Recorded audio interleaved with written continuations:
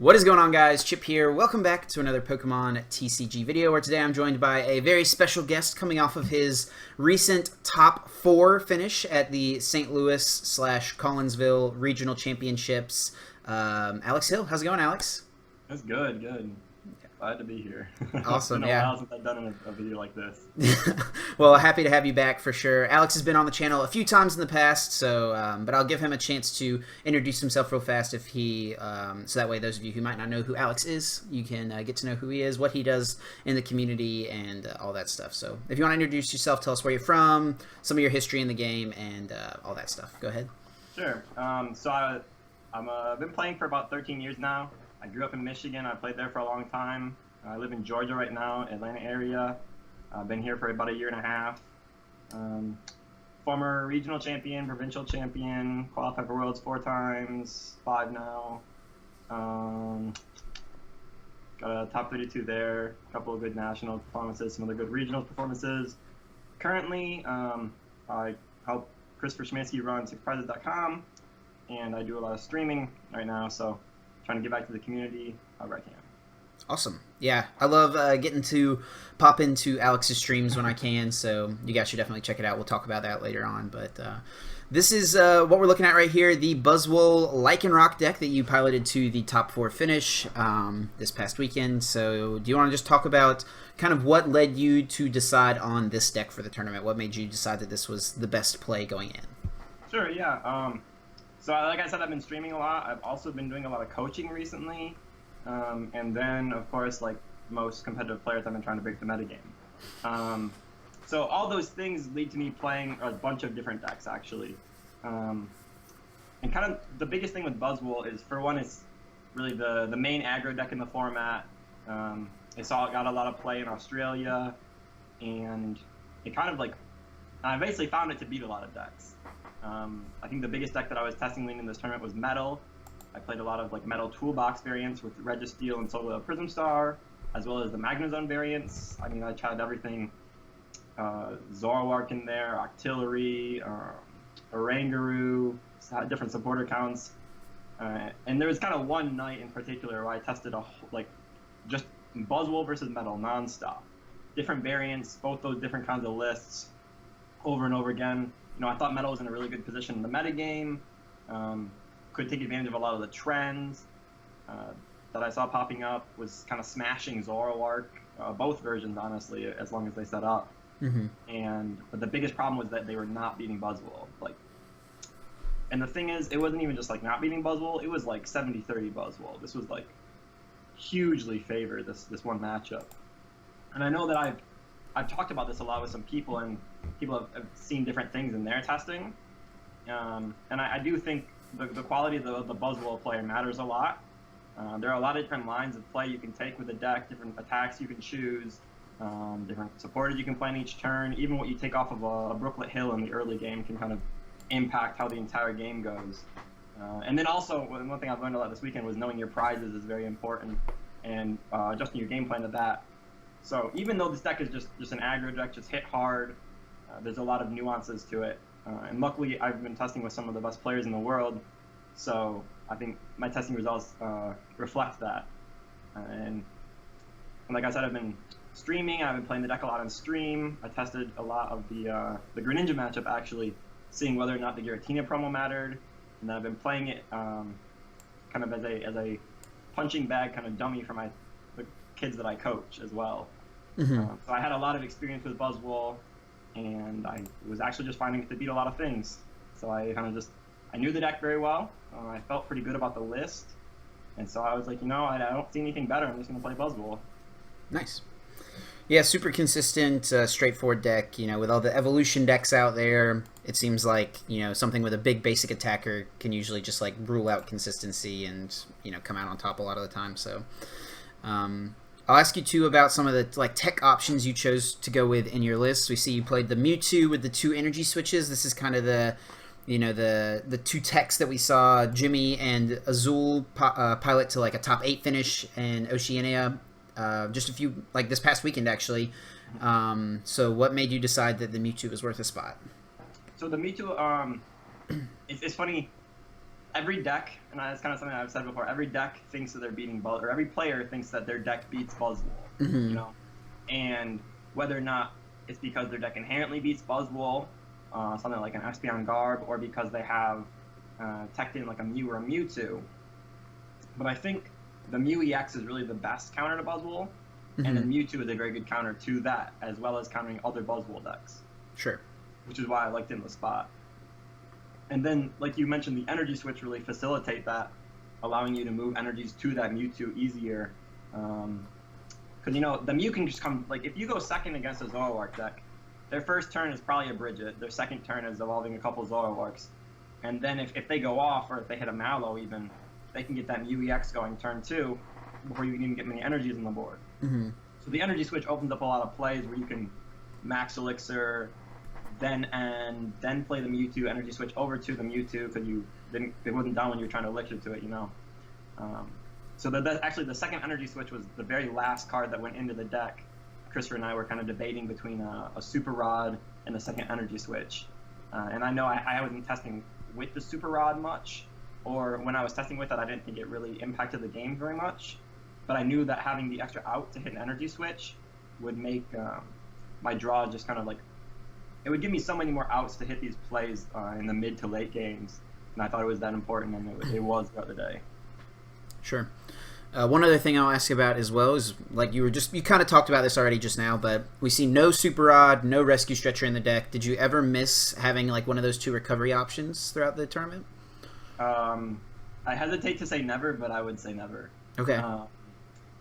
I viewed those cards as kind of a crutch in this deck, and while I do understand that, you know, there are some games where you Sycamore both Lycanroc turn 1, or maybe you run out of fighting energies. You know, I had a problem with missing Elixirs a lot on the stream, and, you know, there's the potential that had I had the Super Rod, I could have shuffled in some more basic fightings and had a better chance to hit the Elixirs, you know, so, like, there might have been a negligible difference that I didn't really notice, or, like, really couldn't have, and it would have taken me hundreds of games to really tell if this was going to make any real difference. I never really missed the Super Rod, and I found myself just, like, playing smartly around it instead, you know. Oh, well, I just Brookleted, I grabbed a Remoraid, my only Octillery in the board, or in the deck is in my hand. I could either Sycamore here, trying to get more energies on the board, get more attackers down, or I could just kind of chill for a turn, do a decent attack, you know, setting up for a couple of the knockouts later, then play the Octillery next turn. Stuff like that. Or, like, I'm not going to Sycamore here, but I could play a Lele for an N, or a Lele for a Cynthia, and then I kind of judge whether or not it's worth the bench space versus the discarding. So, and then another thing that kind of goes with that is the full kind of Sycamores. I've seen a lot of these lists playing less Sycamores, more Cynthias, going down to 3 or even 2 Sycamores and going up to as many as 3 Cynthias. I really disagree with that count. This is an aggro deck. You're supposed to outspeed your opponent. You're supposed to go ahead in the prize race. You're supposed to close the game out before your opponent can really like set up their board. And like I was talking about before, those plays with the energy switches, the max elixirs, getting your attackers going. All those cards, like some of those plays in the first couple of turns, you know, you might not have any of those pieces on the board. So every single card you draw counts. So not only does the Sycamore always give you more cards than an N or a Cynthia, it's also there to kind of do a non-meaningless amount of deck thinning. I mean, if I have a hand, I have a Remoraid and a Fighting Energy, and like maybe I have the choice to Sycamore N, I don't know. And I know that I have another Remoraid or I have one on the board. I don't have the bench space, so I don't need a second one this game. I have enough Fightings in the deck. I would rather Sycamore, get rid of those couple cards, just so that I don't have to draw them when I draw my new hand, because I'm looking for a combo piece. So I very, very rarely ever had any points in the tournament where I was throwing away cards or discarding cards, and I was upset about it. Sure. Makes sense, definitely. And one more thing I'll ask you about in regards to the list. You decided to go with the promo Rockruff as opposed to having the option for corner. Do you want to talk about the decision that went into that? Yeah, I mean, this has been a big debate actually since Memphis, when the Zoroark Lycanroc deck was popular. I played the corner ones in Memphis, but I wish, and it never really came up, but I wish I would have played the other ones, the ones that I did play here in Collinsville. they just give you a few more outs to beating the mill decks. The quad hoopa type decks, the I don't know, not Celesteela, but Xurkitree stuff. Sure. Giving you another good one energy attacker, especially one that can scale with strong energies, choice bands, etc. And then also something that can attack into a hoopa. The only time that the corner one matters is if you have no field and your opponent benches something like a Remoraid or Artillery, and then you can gust it up with a Guzma and then stick it in the active and then just deck them out. Mm-hmm. But like, the only time I'm going to go for that play is if I have no other way to win. Right. Or if like I see it on the first turn because I started with the Rockruff only and I have the Guzma already in hand, like you can't really Lele for it. It's just so unlikely that this play is going to come up versus if I played a mill deck, I always want this Rockruff. And there were a couple instances throughout the tournament where I did attack with the Rockruff, or I could have, Right. Like there was one time where I did 150 to a Lele, where I don't know if I did it with one attack or I'd put it there. I have no idea how that math worked out, but I could gust up bunch of jet punches. Yeah, something like that. I have no Yeah. idea. But I could gust up that Lele and finish it with the Rockruff, which the corner one can't really do unless you attach 2 energies in the flip, which is I don't really like flips. Sure. No, I don't think anyone enjoys flips, but but that's all the questions I had about the list. Other than that, it looks, basically 55 cards to what we've seen from Buzzwole decks for the past few months. So, but moving in to the tournament, if you want to run us through kind of what your day one looked like heading up, were you like nervous going into the tournament? Did you feel pretty calm in like your deck choice? And just talk us through pre-tournament and then move into round one. Yeah, sure. Pre-tournament, I was just chilling, really. I was pretty set on playing Buzzwole, and I was on the Six Prizes podcast back on the first day of Australia, actually, and we were talking about the popular decks, and at the time, the Europeans were playing Gardevoir Zoroark, and the Americans were all mostly playing Buzzwole. Mm-hmm. And I had been testing Buzzwole already for Collinsville at that point, kind of thinking it matched up pretty well against the metagame. And I had told Christopher Szymanski that he should, Christopher also came to the conclusion that Buzzwole was a good deck and wanted to play it in Australia, and I was like, that's what I would play too. Mm-hmm. So we kind of both came to that decision, and then it kind of blew up in Australia, and everybody's talking about Mew. But I mean, I had tested the matchup. I had tested versus decks with Mew. I didn't really think it was a problem, So I was chilling. I was pretty set on Buzzwole. I mean, some of my buddies walked through the hotel, the DoubleTree there. Like, everybody's playing a Mew, or like there were multiple people testing out Garbodor decks, and I'm like, guys, don't worry about it. It's fine. There's over 1,000 people in this tournament. These metagame shifts will impact your tournament. Only very slightly. Yeah. So I mean, I didn't even play a game the night before the tournament. I just went out and got some dinner, and helped some friends learn the deck a little bit when I was in the room, and then just started focusing on the list.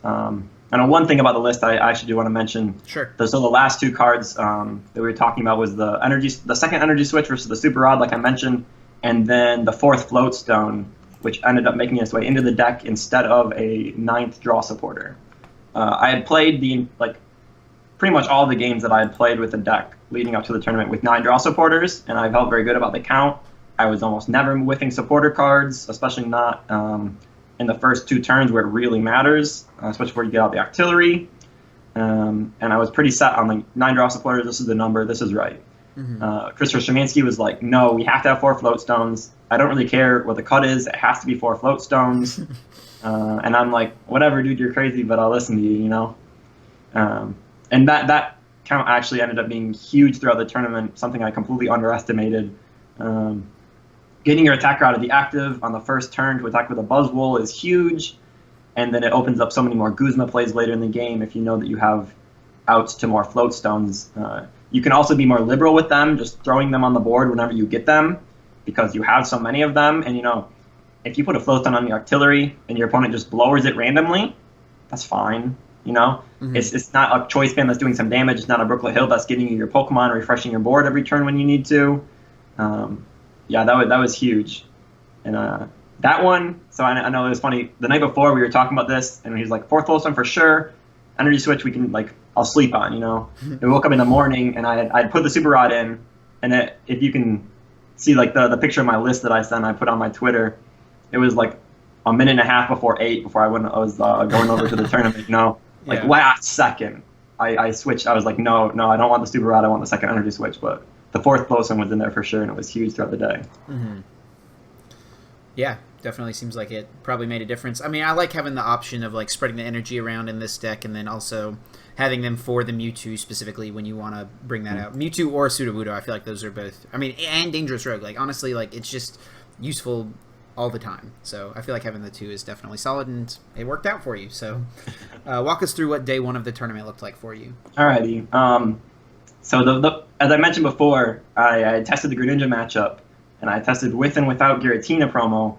I thought the matchup was close to auto win with the Giratina promo, like sure 70-30, 80-20, like very, very good. But I found the matchup to still be, I don't want to say favorable, but like only slightly unfavorable without the Giratina promo. Stuff like Buzzwole with a strong energy and a Regirock can one-shot their first Froakie, setting up 30 on another one that you can then finish off, stepping 30 onto another Froakie, or you can gust up another Froakie. You know, you take early prizes, and then you can kind of take a couple prizes with your Dangerous Rogue, or Knuckle Impact, or, you know, sometimes you have to go Absorption into Knuckle Impact because it kind of makes the most sense with what card you have in hand. Mm-hmm. And then if they bench, you know, all the Greninja lists are playing a Lele, an Espeon, or a Feeny, you know, at least one of those three. Mm-hmm. I mean, like maybe somebody is playing one without any EXs, but once they bench an EX, your chances of winning go up 10%. Sure. You know, you have a way to finish the game with just a single Guzma. Which is usually what you need, because at some point the Greninja player will stabilize their board and deny you prizes, take out your attackers in one turn with Shuriken, stitching with a Choice Band, you know. But anyway, yeah, I felt good about this matchup, and that's what I played rounds 1 and 2. Okay. Round 1, I tied. I should have scooped the second game a little bit quicker. We ran out of time in the third game, but even that game came down to me getting end of 2. If I hit the Guzma, I win the game, and I did not. So that game tied. The second round, I won. It was awkward, you know. Like the first game of the second round was me loading up a Regirock with 4 energies on turn 4, or 3 energies on turn 4, and then 2-shotting his only Greninja piece on the board, which is the Greninja Break. Uh-huh. And I kind of ran over from there. And then the second game was the normal game. Another kind of tip for that matchup I want to point out is you should usually go after the Staryu when it's on the board. For one, it's a very easy prize to take. All you need is Buzzwole, Energy, Regirock, or Buzzwole Strong. Mm-hmm.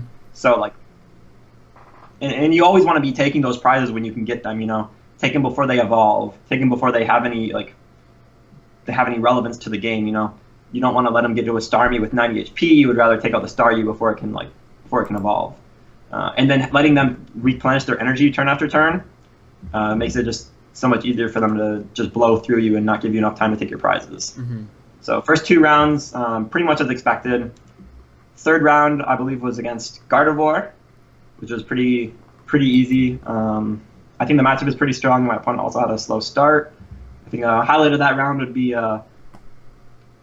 turn 3 Absorption onto a Gardevoir with a Choice Band for a straight 230, and I kind of blew him up from there.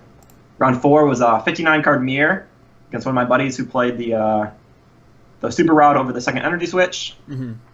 1-2-1, and it's really just kind of the Buzzwole mirror match. You know, the coin flip is pretty important. Who goes first is pretty important, but really whoever runs hotter is the winner. Sure. 5th round, Zoroark Lycanroc. I think this matchup is pretty good, especially if you know what to target. You know, I was targeting down his Lycanrocs almost all the time because nothing else on his board can one-shot me. Yep. He played a Mew or a Mewtwo. I don't remember which one it was, but you know, Sudowoodo and Mewtwo deal with the Mew pretty well, and you can kind of just play around the Mewtwo. You kind of just ignore it, especially in a deck like that that's not threatening you otherwise. at the point where they're devoting energy and resources to the Mewtwo, if you're gusting around and taking out, like their Rockruffs, their Lycanrocs, their Zoroarks when you can get them, you're gonna take your prizes, and the Mewtwo's not really pushing you. You can kind of pivot away from attacking with Buzzwole to attack with Sudowoodo and Lycanroc, especially in this matchup. The Lycanroc really isn't threatened by anything as long as you clear the board of Rockruffs. And you can even use Claw Slash in this matchup a lot from the Lycanroc instead of having to use Dangerous Rogue for your prizes. You just have to get a few more energy in the board and then appropriately choose your targets for Max Elixirs and energy switches. Mm-hmm. Round 6 was against Zoroark Golisopod, one of the most played matches throughout the day. I won this 2-1. These games pretty much all came down to if I hit a Lycanroc in a key turn where I could gust up his only Golisopod on the board, and then I take it out, which is important because the Golisopod would one-shot the Lycanroc because it has weakness from there. Yep. So if I take out the Golisopod, he has no answer to it, or to my Lycanroc, and then I can attach another energy one-shot a Zoroark, and then either I've already taken 2 prizes early in the game, or I have plenty of ways to finish off the last 2 prizes on a Zoroark. Game 1, I whiffed the big Lycanroc, and I lost. Game 2, I hit it, and I won. Game 3, I whiffed it, but then he whiffed the Guzma, so then I was able to win anyways. Round 7, I'm blanking. Sorry, I won. Good. You won. Round, okay. Round 8 was exciting. I sat down and I looked at my opponent. I'm 6-0. We're both 6-0-1. Mm-hmm. And I said, "Would you like to draw?" Fully expecting him to say, "Absolutely, yes, please." I was hoping that you would say this. This is what we observed happen in Dallas. Mm-hmm. A lot of players, Azul, Igor, one of my local guys, they were all kind of at this 6-0-1, 6-0-2 spot, and they all kind of ID'd within each other twice to guarantee getting into day 2. Sure. And I haven't made day 2 since Virginia last year, in May. Mm-hmm. Obviously it's better to play these games if you're shooting to win the tournament, because every game that you win on day 1 is the game you don't have to win on day 2. Sure. But at this point, I was like, all I was thinking about was I just want to make day 2, get this monkey off my back, and whatever happens, day 2 happens.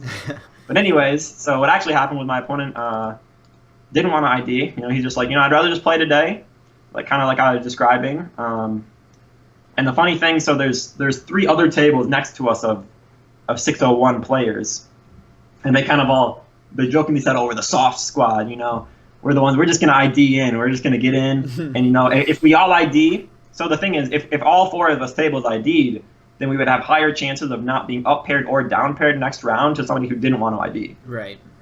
So this was the reasoning, but my opponent didn't want to. It's kind of set up a chain reaction of nobody else doing it.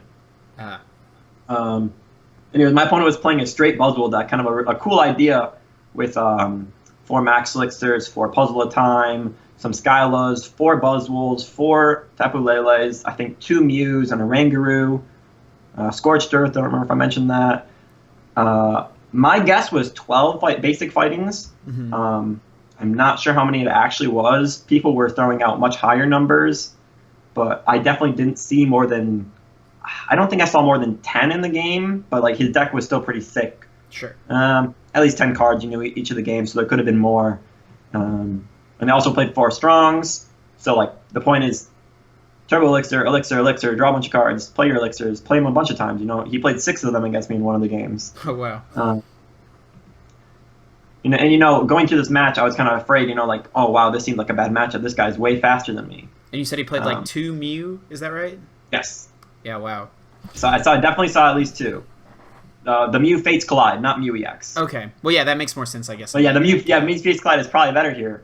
But anyway, so I realized quickly, though, that my Sudowoodo and my Mewtwo gave me such a huge advantage in this game.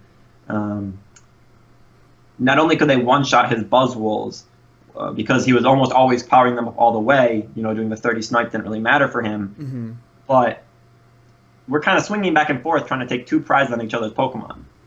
If I take 2 prizes on his Buzzwole with a Sudowoodo, and he gusts out another of my EXs in the bench, takes a knockout, my Sudowoodo just swings him in the face again and takes another 2 prizes. Yeah. So he can't ignore the Sudowoodo. He has to take it out eventually, or unless he took enough of a prize lead, he's just gonna lose. Mm-hmm. And not only that, he'd also have to keep hitting elixirs. I'm taking 3 energies on the board every single time with the Sudowoodo. I don't need to bench anything else. Or I don't need to even get any more energy on the board if he doesn't take it out. So that was really how the games played out. He also had some very unfortunate luck. Game 1, he sycamore away 3 strongs on turn 1. And game 3, he prized 3 of his 4 Buzzwoles. Oh, gosh. I remember he nest balled for one, I believe, and failed it. And I was like, oh, all right, I see what's happening. and it was like, I kind of guessed at this point that he played 4 Buzzwoles because that was the only thing in his deck that really did anything. Mm-hmm. And I was like, wow, that's pretty unfortunate. So dang. Got lucky there, and but also kind of identified my win condition and took a win in that set. Yep. And then round 9, I played against Gustavo Wada from Brazil. He was the lone 8-0 of the tournament, playing Volcanion. And Gustavo and I have a little bit of a rivalry. Okay. We played at Australia last year. I was playing Decidueye Vileplume. He was playing Volcanion. I beat him in like very, very close set game, day 1, 2-1, you know. And then he beat me day 2. And we hadn't played since then, so I was like, oh, this is an exciting game. And it was a very close match, back and forth. I think the matchup is pretty favored for Buzzwole. I mean, pretty, but I mean like 60-40. Sure. I just have better attackers. My attacks are cheaper, and I can power up my attackers easier. My deck kind of just flows better, especially with Octillery versus his using Oranguru. And eventually, if we respond to each other without missing a beat, you know, eventually he's going to miss a beat first. You know, my Lycanroc attacks for 2, my Sudowoodo attacks for 2, and those are huge attackers against his Ho-Ohs especially. Buzzwole has a hard time dealing with Ho-Oh. Mm-hmm. Eventually he's going to miss a beat, and he's going to have to attack with the Volcanion, the baby one. And even in the best case scenarios from this point, if I hit a Guzma or a Gust out and I have enough energy on the board, then I will win at this point. Either by taking out the thing he's charging up and putting him too far behind in energy attachments, or just taking my last 2 prizes. Sure. Which is pretty much what happened in this game. The matchup also kind of comes down to who draws hotter, you know, and usually somebody has the lead for the entire game. And, you know, it was really nice. Gustavo and I really know, like, how the game goes and kind of respect each other's time and know how we have to, like, manage the clock. So in both games, as soon as the other player kind of made the game-losing play, like either attacking with an attack that wasn't to get a knockout or not playing an N, we just kind of show our opponent the game-winning Guzma, the game-winning energy cards, and just scoop it up and move on. But yeah, so I won this at 2-1, ended up 8-0-1 on the day, and was over the moon. Yeah. I know you said earlier that this is your first day 2 since May of last year, so that's a really long, you know, time to be out of day 2. I know, like, you very good player, made top 16 in the US last year, so I'm sure, like, the start of the season has not gone as you envisioned it going in. So what does this, like, day 2 mean for you finally getting into there? Oh man, it was so nice. You know, I probably made 5 or 6 last year, and it's one of those things where at some point you do take your success for granted. And, you know, it's kind of like I expect to make day 2. I think I should be making day 2 of these tournaments. But, you know, a lot of this year I wasn't really putting in the work. You know, my preparation wasn't great. My in-game play wasn't great. My deck lists weren't great. You know, the deck choice that I had wasn't great. You know, a lot of these things kind of all were the factors that led to me not making any day 2s. And so I started correcting some of these things and made the day 2, and it felt really good to, you know, see my work rewarded. Yeah. It was just really nice to finally get this off my back, you know. Absolutely. Well, heading into day 2, 8-0-1, that you were 2nd seed, I believe, correct? Heading in, just below Kyle at his slightly higher resistance. So heading into the day 2 field, 46 players, like a massive amount, largest day 2 that we've ever had. So really large pool of decks to go up against. Is there anything that you were, like, nervous about between day 1 and day 2 of, like, decks you didn't want to face in the second day of the tournament? You know, the funny thing, I didn't even look at the list of decks too much. I kind of have this problem in Pokemon a little bit, you know, and some of my friends jokingly make fun of me for it. I look, you know, only like 1 step ahead, you know, or like I take my small victories where I get them, you know. Mm-hmm. So I'm like, a lot in my mind, I'm like, I made day 2, and we'll just see what happens, you know. Mm-hmm. Like, this is what I really wanted, was to finally get that day 2, finally get one for the year, and I wasn't like too concerned about anything else. I knew going in that I was going to be playing Kyle day 1. I had played the Zoroark Gardevoir matchup a few times, not extensively, but enough to know what to do, enough to know what I was expecting in his list. And I think the thing that I was more worried about more than any of the decks in the field was missing top 32. Yeah. Because, that would just be I don't know, like not really insult to injury, but just like kind of devastating, after you having such an amazing day one run. I figured I probably only needed one win on the day, a win and a tie maybe to get top 32 guaranteed. Mm-hmm. And at least get the money in the top 32 points. But I'm like, man, this would be embarrassing. I think that was really the thing I was worried about more than anything. And I kind of looking going in, I'm like, one win gets me money, 2 win gets me top 16. 3 wins will get me to 3 wins will get me to top 8. And I'm kind of just looking at it like that, but also just kind of being happy with what I got. And went out with some friends at B-Dubs, had a couple of drinks to celebrate. Fun night. Absolutely. So heading in to day 2, let us know what that tournament looked like for the second day. So the other thing, I woke up in the morning and I was not feeling good. Okay. It was not like I was not like sick. I was not coughing or anything. Just kind of like not good feel. I mean, I slept for like 5, maybe 6 hours the night before. Maybe just a little like fatigue or something like that. Yeah, exactly. But also when I get into these situations, somewhat the pressure and somewhat just not feeling well, it's hard for me to eat. I know during the first day I had a friend who had, like peanut butter crackers and fruits for me and stuff, and that was super helpful, keeping my energy up. The second day I had, I immediately went to the convention center and bought a Gatorade. I'm like, maybe it's not the most healthy thing in the world, but it'll probably give me some energy, Yeah. And it did, and I actually, midway through a round playing a friend, later in the tournament, I even looked back at a friend and said, hey, can you go give me a Gatorade? And like gave my credit card. I really just need something. I had run out of my Gatorade. I'm like, I need something to drink, something to kind of do while my opponent's going as well. Yeah. And that really helped a lot, but I wasn't feeling great. And, my first round against Kyle Saberhaus, he's playing Gardevoir, like I said. I don't think it was 100% guaranteed that I'd play Kyle, but it was pretty close to guaranteed if it wasn't. And that was streamed. Exciting couple games. The first game, I knew he was playing Mew, or at least guessed that he was playing the Mew EX.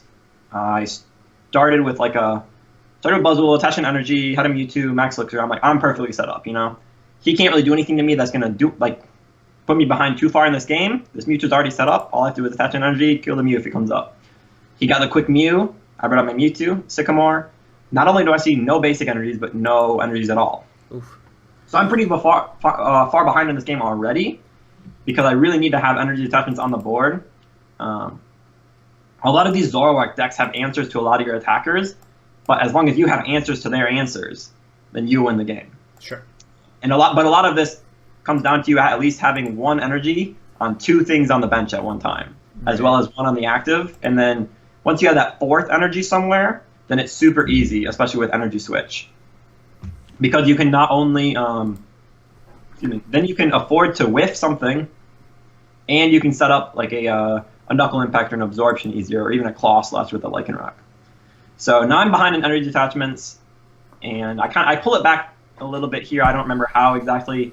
I have a potential chance to come back a little bit. I can Lycanroc, gust something up, knock it out. Hopefully he doesn't really do anything on his next turn. Attach another energy, gust something up, gust up like a Zoroark at this point, knock it out with a Lycanroc, and then maybe swing the last prize somewhere.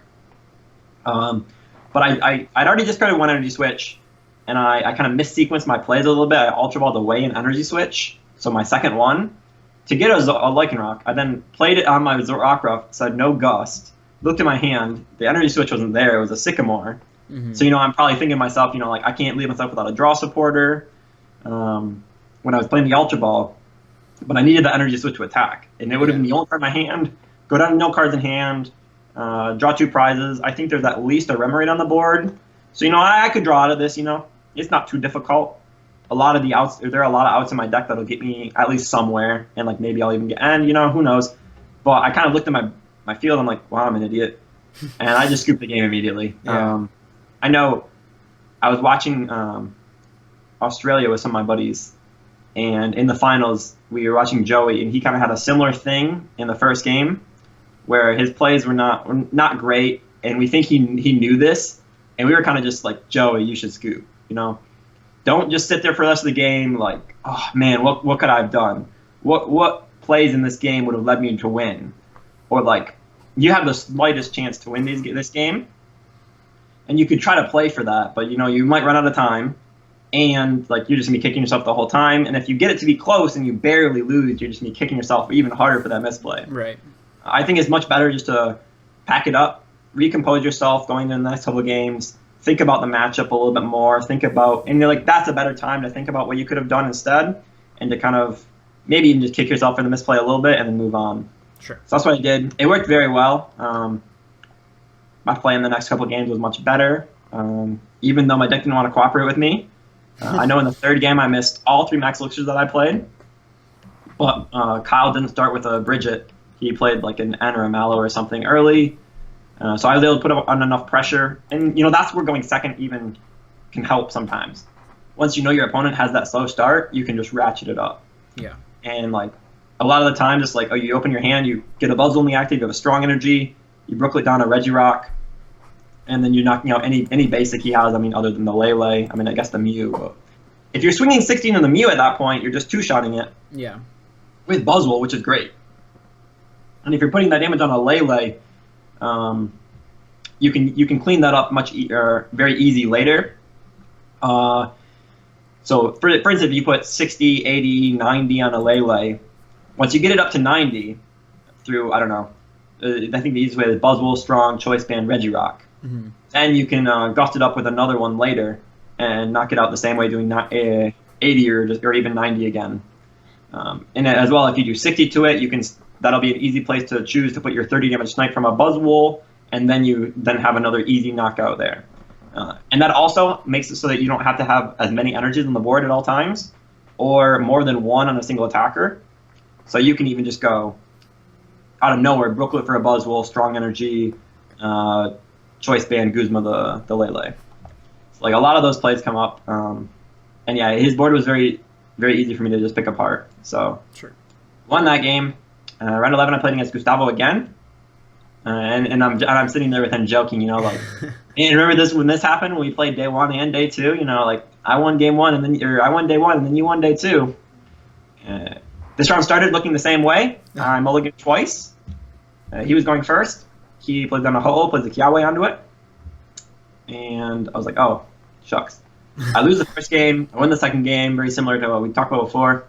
Third game, I once again mulliganed twice. He is going first.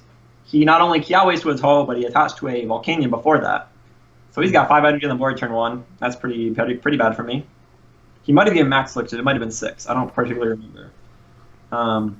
But he was unlucky and missed a steam up to use the Ho-Oh's attack to one-shot my Buzzwole. Yeah. This then opened up a play for me to float stone my Buzzwole and attack with a Sudowoodo. Since I had gone second, I had already put 30 on the Ho-Oh. So with, I don't know, a Strong Energy or a Choice Band, the Sudowoodo would one-shot the Ho-Oh because he didn't have the Fury Belt on it. Mm-hmm. But I missed the second energy, or way to get a second energy on the Sudowoodo, and couldn't make that play. It ended up being kind of awkward, but I think this was the game where I used the Sudowoodo to copy Volcanic Heat on a Volcanic EX that I already put 30 on from a snipe. And with either a Choice Band or a Strong Energy, I was able to finish up that knockout. And then, again, like I was talking about in that Buzzwole game, the Sudowoodo just sits there, and it's like, you have to knock me out, or else I'm going to copy any attacks you do. Yeah. So now you're kind of like, man, all my attacks have to take 2 prizes if I want to use them, or I have to knock out the Sudowoodo, both of which are kind of bad for them. And I just had a better board position this game. Round 12, I played against Kenny Britton playing Glowspot Zoroark. This was my first loss of the tournament, actually. Yeah. He beat me 2-1. Like I said before, these games are pretty close. They're relatively quick. One player usually comes out to an advantage early in the game. A lot of it depends on how many energy I get on the board, and if I had that Lycanroc play like I was talking about. I believe in the third game I Dudrew a little bit.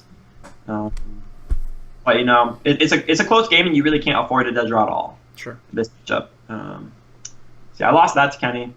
Round 13, I played Emmett Hurley, who was also playing Glispa Zoroark, and I ran hotter than the sun. Yeah, I won 2-0. I don't really know how else to put it other than that. There was one point where I had a buzzer with a strong. I had a very thick deck. Maybe it was the very second turn or the second turn of the game, and he put up a Zoroark. And either he actually said it, or I knew what he was thinking was that it's very difficult for you to knock up this Zoroark. Mm-hmm. You would have to have strong energy, choice band, and a Regirock here.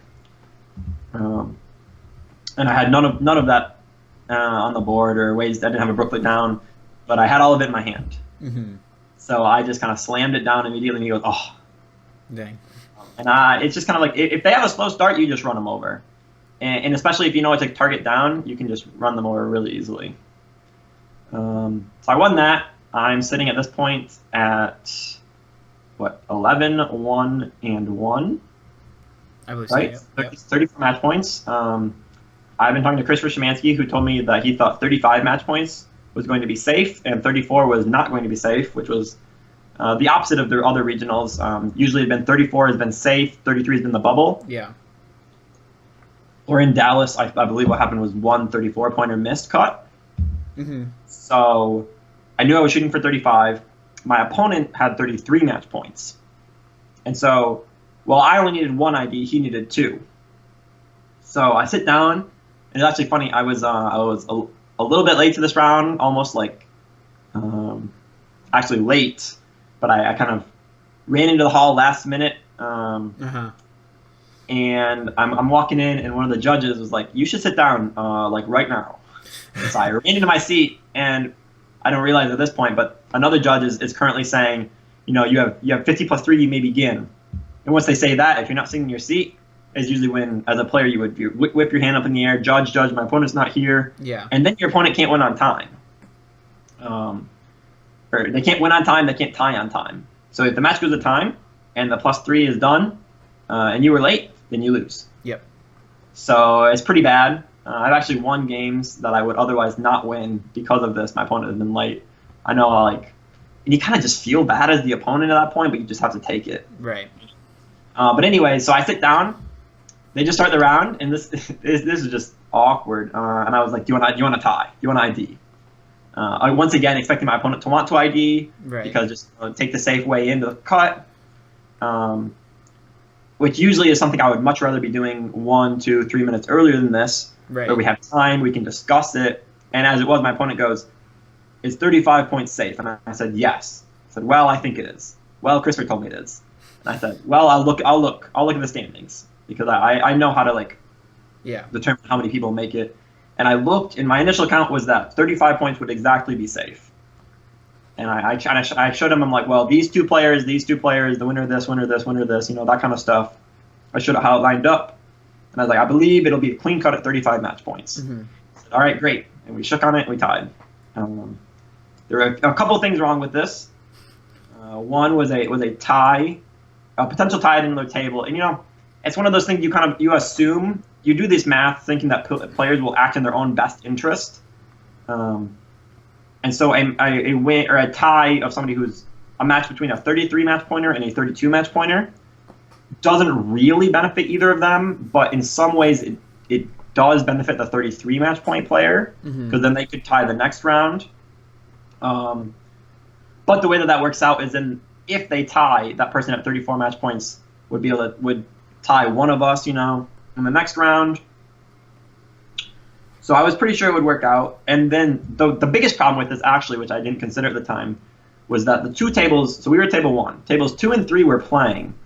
And depending on the winner of those tables, one of us could get down paired in the next round. Right. One of myself and my round 14 opponent could get down paired to somebody who didn't want to tie with us, because we had already played the other two players that were in our point bracket that we could actually play.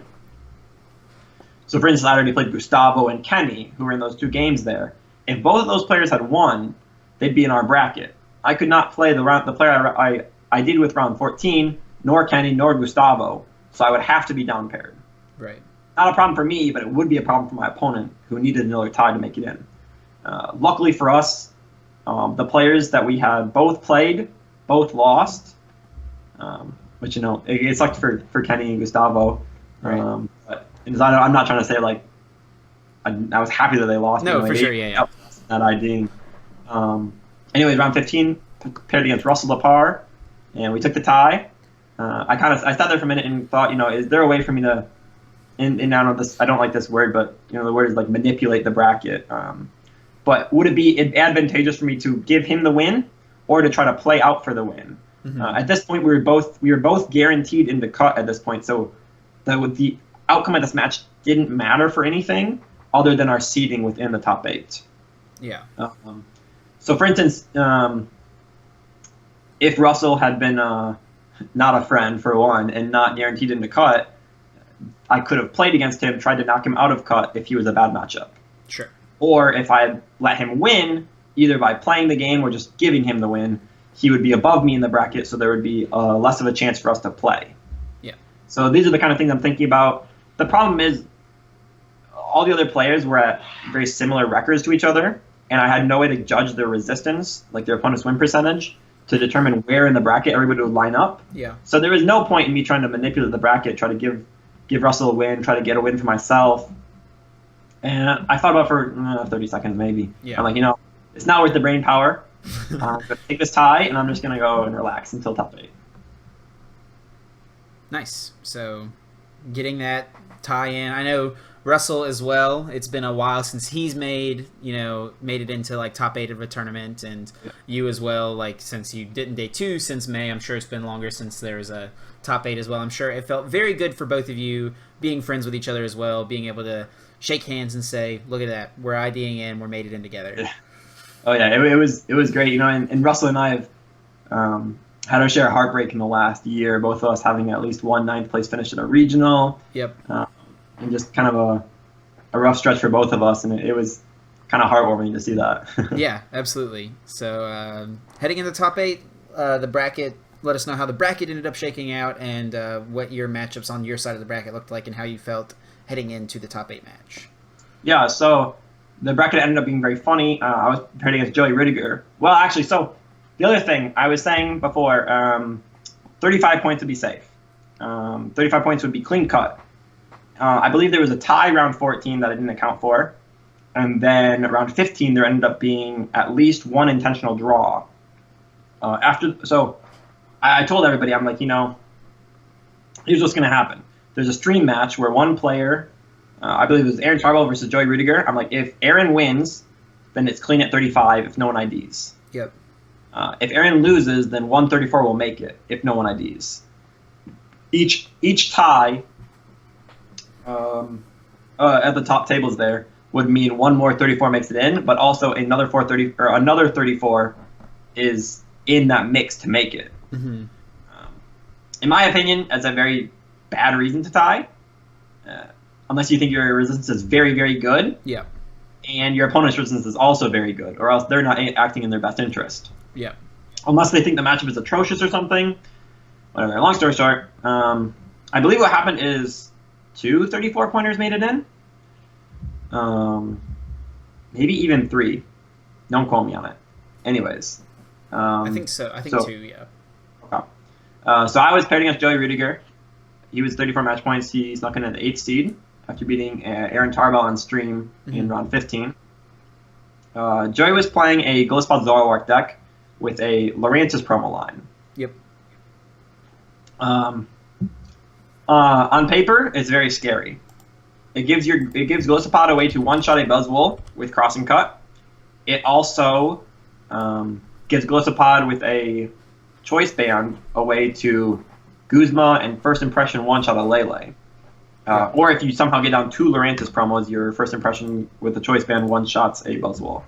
So they have, and that's really the thing in this matchup, is their only other way to get one-shots on your big attackers is 1, if you put down things that are weak to grass, or 2, if they use the Mew, both of which you can control. You can react to the Mew with the Sudowoodo or the Mewtwo, yep. And you can just not put down the Regirock unless you really need it, and you can not put down you cannot evolve to a Lycanroc unless, one, the Ghost effect is that important, or two, you're going to take a good knockout with Dangerous Rogue. So I knew a lot of how to play the against Ghostpod Zoroark, but the Lurantis kind of added a new dimension onto things. Sure.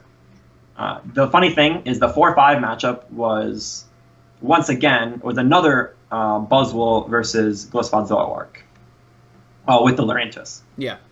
So I knew I would either be, if I were to win in top 8, then I would play either a mirror match or against the same exact matchup that I just played. Yeah, and they were playing the same 60 as well. So. Yeah, exactly. And I didn't know that for sure. Actually, I didn't even know that for sure until Ian had said something. Like, oh, let's see how you do against the same 60 again. I suspected it, Right. But I didn't know for sure. Anyway, so I played top 8 with Joey on stream. And I played the Ghostpod Zoroark match 3 times in the tournament. I had won 1-2-1, lost 1-1-2, and won 1-2-0. So I'm up 2 games in the matchup, but I had not played any against the Lurantis. Mm-hmm. And while the Lurantis was a little scary, it also was a card that wasn't Zoroark on the bench, so they weren't able to draw as many with trade. True. Yep. / they didn't have as much bench space open to use Lele for more supporters, put the Mew down, etc. Excuse me. So I thought it could definitely be in my favor, or work out for me, even if they had the Lurantis promo down. Sure. So game 1 was very similar to what I talked about. You just have that one turn with the Lycanroc, and you just have to hit it, and I missed it. But Joey missed the Guzma because he only had 1 Zoroark on the board. And then I had an 8-card deck.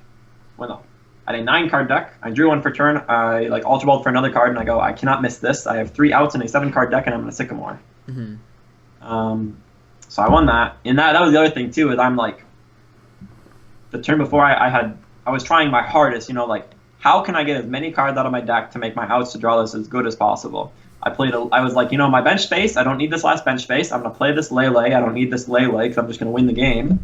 I'm going to take out an N. I don't need that N. I'm going to Sycamore that away, and that's 1 less card I can draw. Mm-hmm. Not only do I not hit an Ultra Ball or both the Lycanrocs that I knew for sure were in my deck, I also didn't have any ways to lower my hand size because I had an Octillery on the board as well. Mm. So I was pretty sad about that. I was pretty upset for a minute and then Joey missed the Guzma, so I won. Game 2, I just got ran over. Sometimes you just go second. You don't get enough energy on the board. They have a fast start. I believe this game he used a Mew to use Glisspod's first impression to knock out a Buzzwole, and that was pretty bad. That was a pretty big swing for him. I didn't have a good enough response. That's a good way to get around the Mewtwo from being useful. So I got swept there, and then game 3 he didn't start with a Bridget. I pressured him very, very hard. I had a very good start. He did not get a lot of stuff on the board. I was able to use a Guzma, and so he had a Zoroark either, so I was able to Guzma around it to bring up my benched Buzzwole. And then I was able to play a Lycanroc to bring up that Zoroark that I pushed back to the bench. Mm-hmm. Giving me a big swing, a 2-prize attacker, taking off some of his consistency off the board. I think he was even attacking with the Zoroark too, so even in energy off the board. So that was a huge play. It was actually funny. I watched this. I went back and watched this. I know my parents were watching it, which was really cool way for them to support me. I was super excited to see that. But my dad was like, there was one point where one of the commentators was saying don't cheat, Alex, or something. What is he talking about? And so I went back and saw it. I played a Max Elixir, and I was choosing where to put it on my bench. And while I was deciding, I was like, all right, let me decide for a minute. And I shuffled my deck, finishing it up. I'm like, because I don't want to just sit there thinking about a Max Elixir for 30 seconds. That's just a waste of time. I'm like, if I can do another action during that time, there's no reason your opponent should be like, hey, can you speed up your play? Hey, can you do something? I am doing something. But then I pushed the Max Elixir in my discard pile. I put the energy in my hand. I'm like, oh wait, sorry. And I'm like, man, I'm trying to cheat over here or something. But yeah, that's right. I looked it to the bench and my Guzman again. It actually would have probably been worse for you to have. Yeah, exactly. That's what I'm saying. It's I don't want the energy in my hand. I wouldn't be able to make the attack that I wanted to. Right. That was pretty funny. Yeah. So I won this game. I didn't miss my Lycanrocs this game, but it didn't matter as much. I had a huge lead. And then I'm going into top 4. Yep. Top 4, I found out I'm playing against Ian Robb, who had just beaten another Buzzwole Lycanroc player. Oh, real quick before we continue on, moving into top 4 also secured you your Worlds invite this year as well, which got you the points you needed. You know, if you had just lost in top 8, you wouldn't have had the points, but top 4. I'm sure you weren't like worried about getting your invite. Like, I'm sure you're probably pretty confident it was going to happen at some point, but it's still just a really... I feel like it's always like a cool feeling whenever you get to that point, like, oh, I just got my Worlds invite. You want to talk about that at all? Yeah, I mean, it's one of those things where I'd kind of just been like not worrying about this year. I was over 270 points at that point. Mm-hmm.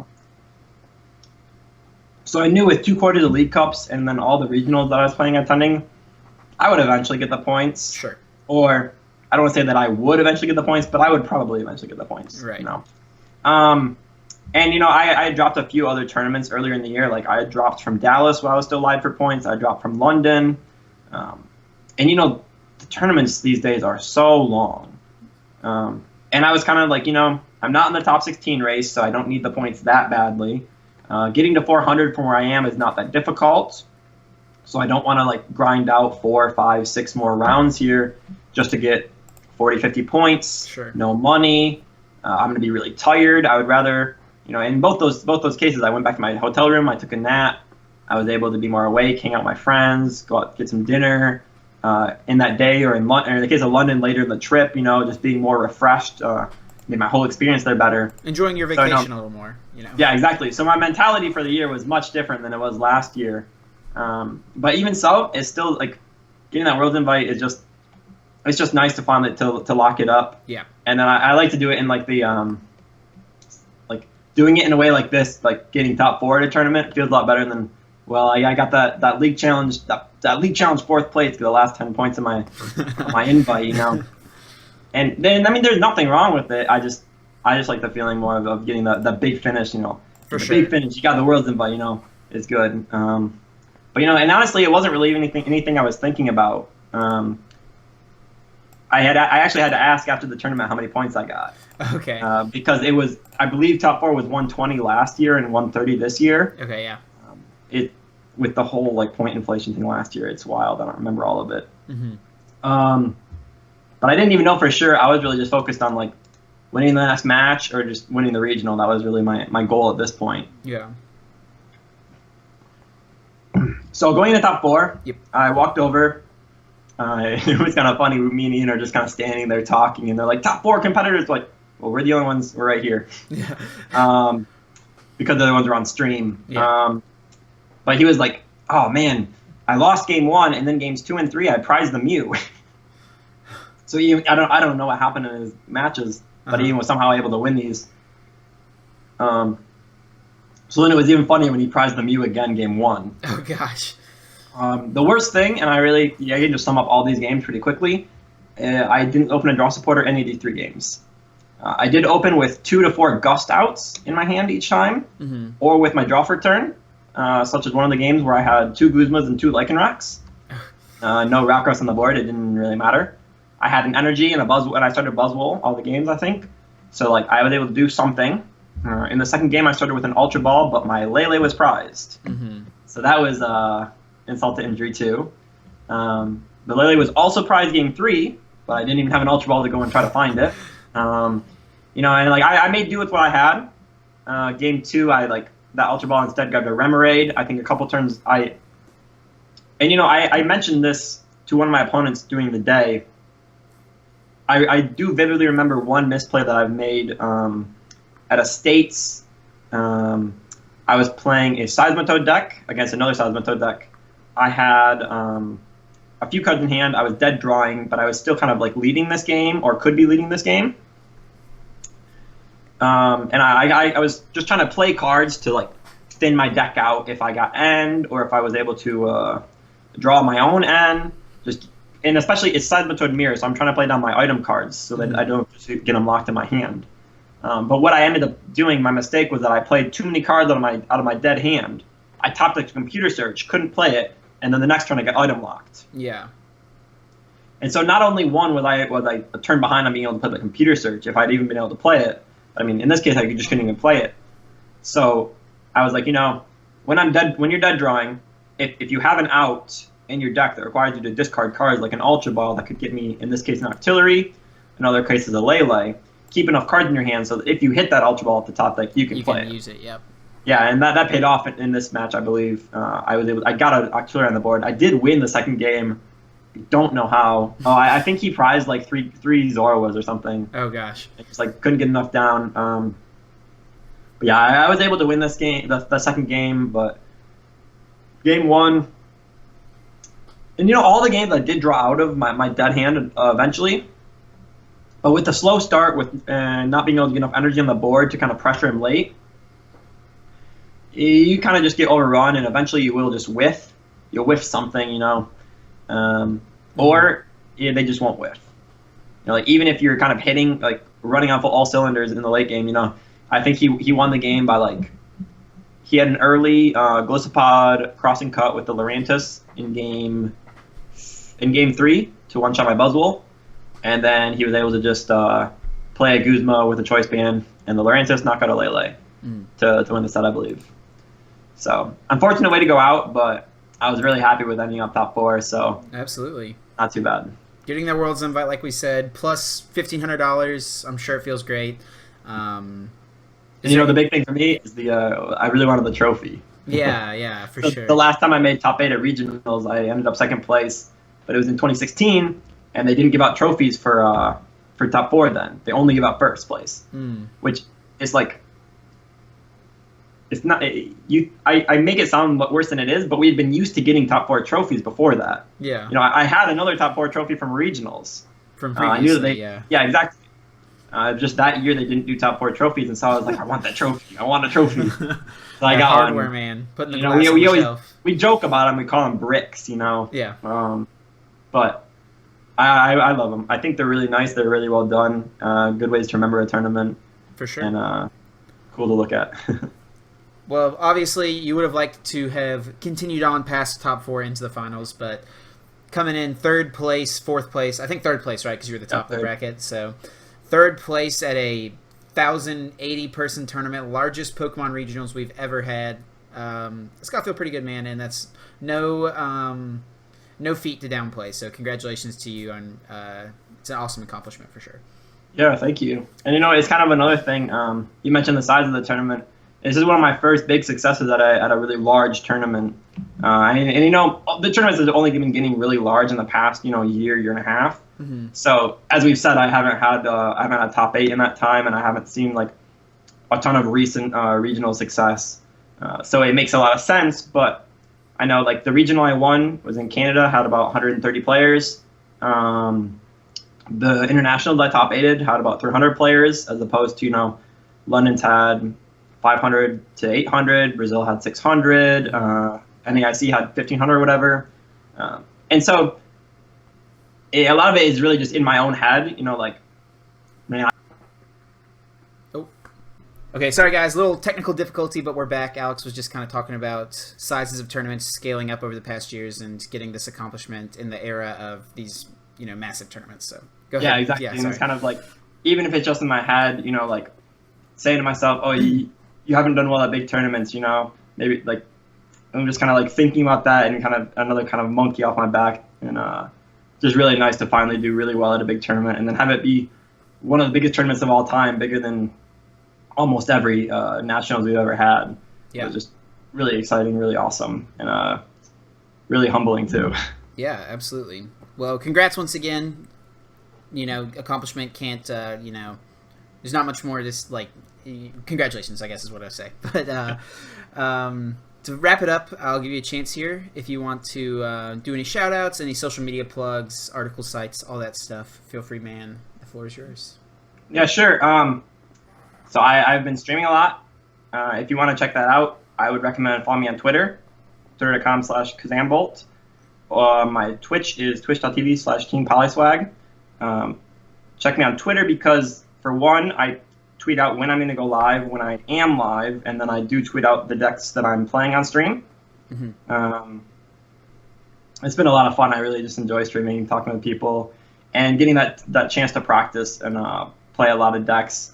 And then the funny thing is I misplay a lot on stream. Mm-hmm. I make a lot of these mistakes, but then I recognize these mistakes. And I'll talk with my chat, you know, like, this was my thought process, you know, this is why I did this play, this is why I still think it was right, or, you know, I see what you guys are saying, this is not the right play. Excuse me.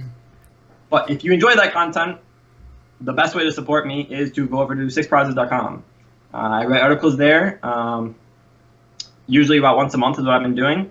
But even if you hate my articles and you think they're bad, I don't know, whatever, a subscription to that website is definitely the best way to support me and to support a lot of other great writers. Britt Pybus, Sander Pero, Christopher Szymanski, Travis Nunlist, Pablo Meza. We have a really good lineup. We put out content 3-4 times a week, so check that out. Sure. Absolutely. Well, I'll definitely be leaving a link to all of those things down in the description, guys. Definitely go check them out. Like I said earlier at the beginning, I personally enjoy hanging out in Alex's stream, and so I would recommend you guys stop by, say what's up, and there's a chance I'll be in there too, so you can say hello to me as well. But Chip's also a mod, so yes, that's right. If you act up, he will ban you. Chip is just going to drop the ban hammer on you. Well, Alex, thanks a bunch for coming on, man. I appreciate you taking time out of your evening to sit down with me and talk about your tournament. Absolutely. Thanks for having me, Chip. For sure. Guys, definitely check out those links down in the description down below. Leave a like down below if you enjoyed the video. Make sure you're subscribed if you haven't. That way you can get notified anytime I post new videos. You can also check me out on Facebook, Twitch, Twitter, and Instagram. All of those things are at TrainerChip, as always. Guys, thank you so much for watching. For me and Alex, we are going to get out of here. And until next time, guys, take care.